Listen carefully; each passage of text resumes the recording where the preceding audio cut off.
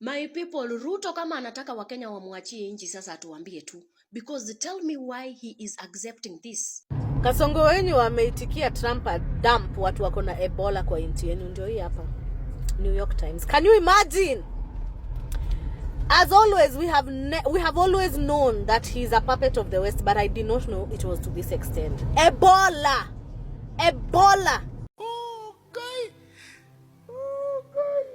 So Donald Trump will be sending Ebola exposed people to Kenya from the United States. Hii news niliona usiku, New York Times. Nikasema hapana, no. I can't trust this source. Nimeiona kwa Wall Street Journal. Nikasema hapana, nimeanza kuona these big outlets za Kenya zikipost, and I'm like, what do you mean? Anyway, we don't have a country. Let's accept that Kenyans. Kama imefika hapa, then we are doomed. Ebola exposed people. Aluta. Hello guys, this is a new developing story. It is alleged that the U.S. is planning to construct a quarantine facility hapa Kenya. And this facility, it is now, you see those people when you're on Ebola, America. They want to extradite them from America, they bring them to Kenya for quarantine. How does that make sense? See, that's a first world country. Why do they need a Kenyan land to quarantine their own people? If this thing is alleged, if this thing happens, then Nimbaya, because this is another way of exposing us to this Ebola thing. Why do they have to quarantine the people who have Ebola from their country? They bring them to Kenya for quarantine. Hii mchezo hatutaki bana. And this should not come to pass, and we should not allow this thing to happen. It is alleged. Hapana, hii mchezo hatutaki. Hatutaki mchezo. The Trump administration could soon set up a quarantine facility in Kenya for U.S. citizens exposed to Ebola. The U.S. is seemingly reluctant to fly its citizens back home for observation, so Kenya is likely a preferred option. And as of yesterday, Tuesday, this is still pending government approval, but there have already been a few Americans exposed to this rare variant, which has seen almost 1,000 suspected cases and over 200 suspected deaths in the DRC. Uganda has confirmed 7 cases and 1 death, and the WHO has declared it a public health emergency of international concern. Would you be concerned if this facility came to Kenya? Let me know in the comments. So the United States is planning on building an Ebola treatment center in Kenya. And this is all going to fall under this bilateral health deal that the U.S. and Kenya have already. Okay. So I guess this is why Kenya is chosen to do this. And the treatment center is to treat or care for American citizens who have come into contact with Ebola, are suspected of having Ebola, or have also been diagnosed with Ebola.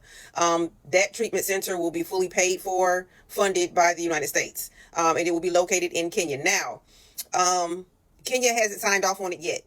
That's all it's waiting on is Kenya to sign off on it, and then it'll be a go. Okay. Apparently there are already some deals or whatever that the United States has with Kenya as far as healthcare and everything like that. So I don't know if it's going to go through. I'm going to say more than likely it'll go through because they're already in a deal. So why wouldn't it go through? Okay. But it's to only treat American citizens who have come into contact with Ebola, suspected of having it, or have been diagnosed. Okay. This will be an isolation center and a treatment center. And it'll be fully staffed with American doctors, nurses, whatever. And it's fully paid for by the United States of America.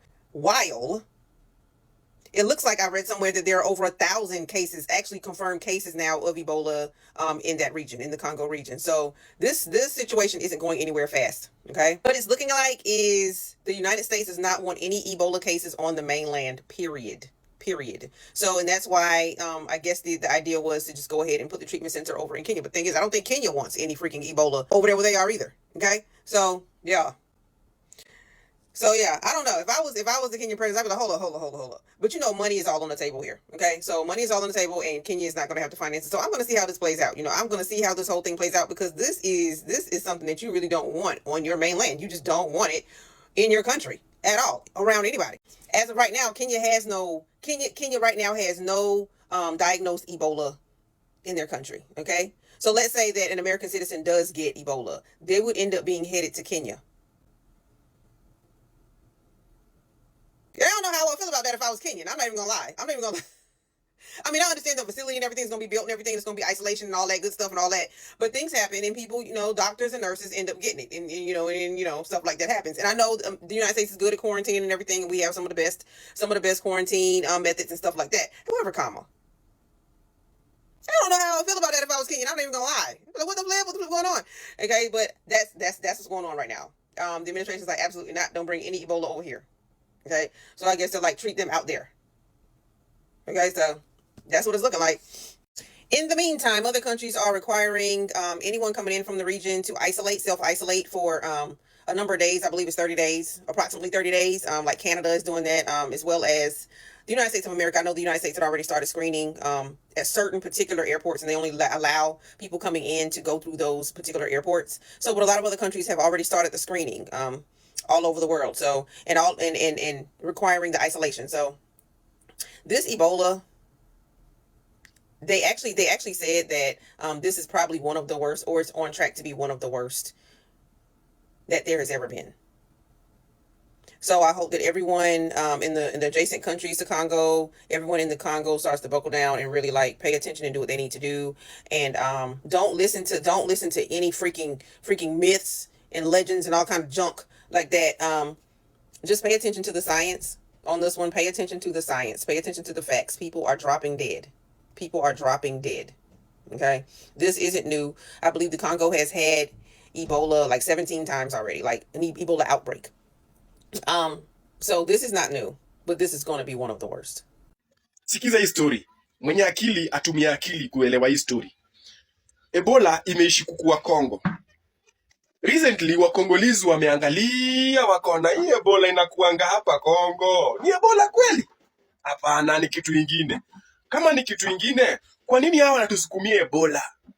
Sijui watu wasitembee Ituri. Ituri kuna Ebola. Ndio muogope kwenda Ituri, muogope kwenda Goma, muogope kuintamingo na watu, muogope mujifungie kwa nyumba zenyu because Ebola inaua. Sasa hao wa Kongo wameamua kukataa, waseme hakuna Ebola in Congo. Kuna mwanamke akatumika, akatoka Kongo, akaingia Uganda. Motive sio Uganda. Motive ni Kenya. Nakamueleza story vizuri. Huyo mwanamke akaingia Uganda, akapiga raundi zake, akasambaza Ebola. Alafu akapanda tena gari, akarudi Kongo. Elewa story. Then hapo Uganda, watu wamesambaziwa hiyo Ebola hawajulikani ni wangapi. So far jana, walikuwa wamefika watu 5 wako na Ebola. Mpaka ya Kenya imefunguliwa ni kama watu wa Koi na Nge. Whoever wants kuingia, aingie. Na ule anataka kutoka, atoke. Fortunately, ama unfortunately, watu hawatoki sana, wala naingia ndio wengi. Wana benefit na rasilimali ya Kenya. Bado hujaelewa story. Sasa kwa nini hiyo border iko wazi? Ni kwa sababu, come next year, Ebola inaweza tumika kama excuse ya watu kuto move around, kuto mingle. Na that might force the parliament postpone elections. Elewa story. Why? Because they want Ebola in Uganda ishikane ikuwe kubwa, wajifanye ni kubwa, walete wapi? Kenya. Na i-affect wa Kenya wengi kuliko Uganda. Nataka uelewe story. Makiu usipo understand hivi, sijui utalaumu nani next year. Because mimi naona next year, liwe liwalo, kuna game inaweza chezwa. Tumakinike. There is nothing in this world that is more orderly than an African jungle. An African jungle is quintessential balance, symmetry, symbiosis, order. And that is why for many years, African communities have been telling you to leave our forests alone. Indigenous communities have been saying, leave our forests alone. That is why we talk about the protection and the preservation of the Congo rainforest and the Congo basin. But you all don't want to listen to indigenous African communities because they are backward and ignorant. because you only want to listen to Western scientists. Well, Western scientists have been saying the exact same thing. This is academic research. This is scientific scholarship from Western institutions that has been backing the fact that deforestation, destroying African people's livelihoods and homes, is directly linked to outbreaks of the Ebola virus. This is also concerning way back the 2014 outbreaks in Sierra Leone and Liberia. National Socio-Environmental Synthesis Center, and this center was established and it's funded by the National Science Foundation, affiliated with the University of Maryland. And this is just one of the numerous European, American, Western, Eastern, everybody has been talking about this. But African communities say it and you all refuse to listen to them. All you want to do is to ostracize African communities. All you want to do is point fingers at African communities. The people who are getting so mad and so angry at the community in Ituri, who lit up, who burned the Ebola clinic down. Have you stopped to think that maybe they know something you don't know? Have you stopped to think that maybe they are frustrated because they know that the cause of this virus, the outbreak of this virus is because their livelihoods have been destroyed. Their forest homelands have been destroyed. They know something you don't know. They are not as ignorant as you think. And this is information that the World Health Organization is not going to tell you. Dr. Ghebreyesus is not going to come and tell us this, the director of the WHO. He's not going to do his due diligence and tell us exactly why this outbreak is happening the way it is.